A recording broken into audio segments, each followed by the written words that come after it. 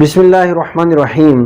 مدینہ منورہ کا پرانا نام یثرب تھا۔ پھر نبی مکرم صلی اللہ تعالی علیہ وآلہ وسلم نے جس وقت شہر مکہ چھوڑا اور مدینہ منورہ کے اندر سکونت اختیار کی تو حضور علیہ الصلوۃ والسلام کی سکونت کی وجہ سے اسے مدینۃ النبی کہنے لگے، یعنی نبی مکرم صلی اللہ تعالی علیہ وآلہ وسلم کا شہر۔ اور پھر آخرکار کثرت استعمال کی وجہ سے اسے مدینہ اور مدینۃ الرسول اور مدینہ منورہ وغیرہ ان الفاظ سے اس کو یاد کیا جانے لگا۔ اب مدینہ منورہ کے اندر دو مشہور قبیلے رہتے تھے، ایک اوس اور دوسرا خزرج، اور یہ اس کے اندر سردار بھی تھے، یہ مالدار بھی تھے، کھیتی باڑی بھی کیا کرتے تھے، اور تھوڑے سے یہودی بھی مدینہ منورہ کے اندر رہا کرتے تھے، لیکن یہودیوں کے پاس تعلیم بھی تھی اور ان کے پاس علم تھا، جس کی وجہ سے یہ جتنے بھی مدینہ منورہ کے اوس اور خزرج قبیلہ کے لوگ تھے یہ سارے کے سارے ان سے مرعوب رہا کرتے تھے، اور ان کا آپس میں میل جول بھی تھا، اور اکثر یہودی ان کو یہ کہا کرتے تھے کہ نبی آخر الزمان صلی اللہ تعالی علیہ وآلہ وسلم جس وقت مبعوث ہوں گے تو ہم ان کا ساتھ دیں گے اور اس طریقے سے ہم بت پرستوں کو ختم کر دیں گے، کیونکہ اوس اور خزرج جس طریقے سے عرب کے اندر بت پرستی عام تھی تو یہ بھی بت پرست ہی تھے۔ اس کے بعد یہ اس طرح کے میل جول کی وجہ سے یہ ساری کی ساری باتیں جو ہیں وہ ہوتی رہیں۔ پھر نبی مکرم صلی اللہ تعالی علیہ وآلہ وسلم جس وقت مدینہ منورہ تشریف لے گئے تو تشریف لے جانے کے بعد ان لوگوں نے آقا کریم علیہ الصلوۃ والسلام کی اتنی خدمت کی، نبی پاک علیہ الصلوۃ والسلام کا اتنا ساتھ دیا، اور حضور علیہ الصلوۃ والسلام کے ساتھ جن لوگوں نے ہجرت کی تھی مہاجرین کے ساتھ وہ حسن سلوک کیا۔ اس بنیاد پہ نبی پاک علیہ الصلوۃ والسلام نے ان دونوں قبیلوں کے لوگوں کو انصار کہا، یعنی یہ انصار المسلمین اور یہ انصار الاسلام اور یہ انصار النبی ہیں۔ انہوں نے آقا کریم علیہ الصلوۃ والسلام کی مسلمانوں کی اسلام کی بہت زیادہ مدد کی، اس وجہ سے ان لوگوں کو جو ہے وہ انصار کہا جاتا ہے۔ اب یہ مدینہ منورہ کے اندر اسلام کس طریقے سے پھیلا اور کس طریقے سے وہاں سے ایسی روشنی نمودار ہوئی جس نے پوری دنیا کو جگمگا دیا، ہوا یہ کہ مدینہ منورہ سے کچھ لوگ جب وہ ایام حج میں آتے تھے تو مینا کے اندر نبی مکرم صلی اللہ تعالی علیہ وآلہ وسلم سارے کے سارے قبائل کو دین کی اسلام کی دعوت دیتے تھے۔ تو اسی طریقے سے کچھ لوگ جو مینا کے اندر موجود تھے نبی مکرم صلی اللہ تعالی علیہ وآلہ وسلم کی، ان کے ساتھ جو عقبہ گھاٹی ہے مینا کے اندر، ان کے پاس ان سے ملاقات ہوئی، اور ملاقات ہونے کے بعد وہ آقا کریم علیہ الصلوۃ والسلام کی تعلیم، حضور علیہ الصلوۃ والسلام کی باتوں سے اتنے زیادہ متاثر ہوئے کہ وہ ان 6 لوگوں نے نبی مکرم صلی اللہ تعالی علیہ وآلہ وسلم کی بیعت کر لی اور آقا کریم علیہ الصلوۃ والسلام کے وہ غلام باوفا بن گئے۔ ان 6 خوش نصیبوں کے نام حضرت ابو الحیثم، حضرت ابو عبامہ اور حضرت اسد بن زرارہ، حضرت عوف بن حارث، حضرت رافع بن مالک، حضرت قطبہ بن عامر اور حضرت جابر بن عبداللہ رضی اللہ تعالی عنہم۔ ان لوگوں نے دامن اسلام کے ساتھ وابستگی اختیار کی۔ یہ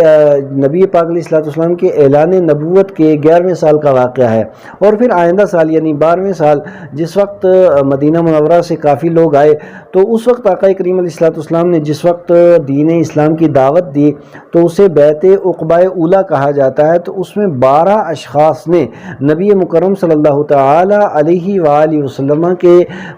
دامن کے ساتھ وابستگی اختیار کی اور وہ دامن اسلام کے ساتھ وابستہ ہو گئے۔ اب اس کے بعد جس وقت نبی مکرم صلی اللہ تعالی علیہ وآلہ وسلم کی بارگاہ اقدس کے اندر ان لوگوں نے ایک گزارش پیش کی کہ یا رسول اللہ صلی اللہ تعالی علیہ وآلہ وسلم، ہم یہ چاہتے ہیں کہ دین اسلام کی تعلیم کے لیے اور دین سکھانے کے لیے، احکام شرع سکھانے کے لیے، تاکہ ہم لوگوں کے درمیان آپ کسی معلم کو، کسی مدرس کو بھیج دیں۔ تو نبی مکرم صلی اللہ تعالی علیہ وآلہ وسلم نے ان لوگوں کی گزارش پر حضرت مصعب بن عمیر رضی اللہ تعالیٰ عنہ کو قرآن حکیم پڑھانے کے لیے بھیج دیا، اور قبیلہ اوس کے جو سردار تھے حضرت سعد بن معاذ رضی اللہ تعالیٰ عنہ،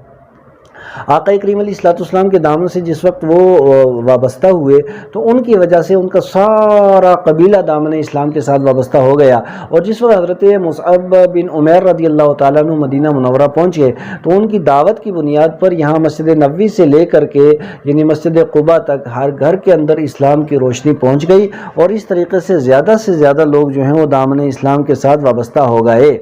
اور اس کے بعد پھر یعنی یہ 12ویں پھر 13واں سال یعنی جب پھر آیا اور اس کے بعد حج کے موقع پہ نبی مکرم صلی اللہ تعالی علیہ وآلہ وسلم نے دعوت و تبلیغ کا سلسلہ جب جاری رکھا تو پھر بہت سے لوگ دامن اسلام کے ساتھ وابستہ ہوئے اور انہوں نے نبی مکرم صلی اللہ تعالی علیہ وآلہ وسلم کو یہ دعوت دی کہ آپ مدینہ منورہ تشریف لے آئیں۔ تو حضرت سیدنا نبی مکرم صلی اللہ علیہ وسلم کے ام محترم حضرت عباس رضی اللہ تعالیٰ عنہ وہ ابھی دامن اسلام کے ساتھ وابستہ نہیں ہوئے تھے، اور انہوں نے اس وقت ان لوگوں سے کہا کہ ایک بات آپ سنیں۔ مدینہ منورہ کے ان انصار سے آپ نے ارشاد فرمایا کہ دیکھو یہاں آقا کریم علیہ السلام نے اعلان نبوت کیا، اور ہم لوگوں میں سے بہت سے لوگوں نے جو ہے وہ آپ کے اس مشن کا ساتھ نہیں دیا، اور ابھی یہ دامن اسلام سے حضرت عباس رضی اللہ تعالیٰ عنہ وابستہ نہیں ہوئے تھے۔ انہوں نے کہا کہ اگر آپ نے آخری وقت تک آقا کریم علیہ السلام کا ساتھ دے سکیں تو پھر ان کو دعوت دینا، ورنہ آپ ابھی سے پیچھے ہٹ جانا۔ اس بنیاد پہ ان لوگوں نے کہا کہ ایسا ہرگز نہیں ہو سکتا، کیونکہ ہم پلے بڑے تلواروں کے سائے میں ہیں، جنگ کرنا یہ ہمارا ایک خاندانی کام ہے، ہم آقا کریم علیہ السلام کا ساتھ کسی صورت میں نہیں چھوڑیں گے۔ اور پھر نبی مکرم صلی اللہ تعالی علیہ وآلہ وسلم کی بارگاہ اقدس کے اندر ایک بار حضرت برہ بن عازب رضی اللہ تعالیٰ عنہ نے یہ کہنے لگے کہ یا رسول اللہ صلی اللہ تعالی علیہ وآلہ وسلم، یہودیوں کے ساتھ ہمارے پرانے تعلقات تھے، اور جب آپ تشریف لائیں گے تو اس وجہ سے ہمارے وہ سارے کے سارے تعلقات جو ہیں وہ ختم ہو جائیں گے، کیونکہ وہ تو آپ کی مخالفت کریں گے، اور تعلقات ختم ہونے کی وجہ سے کہیں ایسا تو نہ ہو کہ جس وقت آپ کو غلبہ حاصل ہو تو آپ ہمیں چھوڑ دیں۔ اس پر نبی مکرم صلی اللہ تعالی علیہ وآلہ وسلم نے تبسم فرماتے ہوئے ارشاد فرمایا، تم لوگ اطمینان رکھو، تمہارا خون میرا خون ہے، اور یقین کرو کہ میرا جینا اور دنیا سے تشریف لے جانا تمہارے ساتھ ہے، اور میں تمہارا ہوں، تم میرے ہو، تمہارا دشمن میرا دشمن، تمہارا دوست میرا دوست ہے۔ زرقانی المواہب میں، مدارج النبوہ میں اور سیرت ابن ہشام کے اندر یہ موجود ہے۔ پھر اس کے بعد جس وقت ان لوگوں نے دامن اسلام کے ساتھ وابستگی اختیار کی تو پھر نبی مکرم صلی اللہ تعالی علیہ وآلہ وسلم نے 12 آدمی کو نقیب سردار بنایا، جو پھر وہ وہاں سے واپس گئے، اور ان خوش نصیبوں کے نام یہ ہیں: حضرت ابو امامہ، اسد بن زرارہ، سعد بن ربیع، عبداللہ بن رواحہ، رافع بن مالک، برہ بن معرور، عبداللہ بن عمر، سعد بن عبادہ، منذر بن عمر، عبادہ بن ثابت۔ یہ 9 آدمی قبیلہ خزرج کے ہیں، اور 3 جو ہیں وہ قبیلہ اوس کے، اسید بن حزیر، وسعد بن خیثمہ اور ابو الحیشم بن تیحان۔ تو یہ لوگ جو ہیں وہ پھر اس کے بعد یہ واپس گئے، اور ان لوگوں نے نبی مکرم صلی اللہ تعالی علیہ وآلہ وسلم کا پیغام پہنچایا۔ اب جس وقت یہاں یعنی مینا کے اندر یہ ساری چیزیں ہو رہی تھیں، جب قریش کو پتہ لگا اور یہاں کے بڑے بڑے سرداروں کو پتہ لگا تو انہوں نے حضرت سعد ابن معاذ رضی اللہ تعالیٰ عنہ کو پکڑ لیا اور ان کو گرفتار کر کے یہ لے آئے، کیونکہ پہلے جا کر کے انہوں نے عام جو حضرت سعد بن عبادہ کو، حضرت سعد ابن معاذ نہیں، حضرت سعد ابن عبادہ کو وہ پکڑ کر کے لے آئے، کیونکہ انہوں نے جا کر کے جب انصار کے باقی لوگوں سے پوچھا کہ نبی مکرم صلی اللہ تعالی علیہ وآلہ وسلم کے دامن کے ساتھ آپ وابستہ ہو گئے، آپ نے توحید کا راستہ اختیار کر لیا ہے اور بت پرستی چھوڑ دی ہے، اور یہ ہے وہ ہے، اپنی جس وقت انہوں نے یہ سب چلائی اور اس کے بعد حضرت سعد بن عبادہ کو پکڑ کر کے لے آئے، تو ان کو پکڑ کے لانے کے بعد پھر 2 بندے انہوں نے ان کو سمجھایا قریش کو، جبیر بن مطعم اور حارث بن حرب بن امیہ نے، انہوں نے سمجھایا اور یہ کہا کہ دیکھو ان کو آپ پکڑ کر کے لے آئے ہیں، ان کو قید رکھیں گے، اور آپ جو ملک شام کے ساتھ آپ کی تجارت ہوتی ہے اور راستہ آپ کا مدینہ منورہ سے گزرتا ہے، اب تم اپنی تجارت کو تباہ و برباد کر رہے ہو، لہٰذا ان کو چھوڑ دو۔ پھر ان کو چھوڑ دیا گیا اور یہ سارے کے سارے لوگ مدینہ منورہ چلے گئے، اور انہوں نے مدینہ منورہ کے جتنے بھی لوگ تھے ان کو دامن اسلام کے ساتھ وابستہ کیا، اور ہر گھر میں نور ایمان اور آقا کریم علیہ السلام کی محبت کا ڈنکا بجنے لگا۔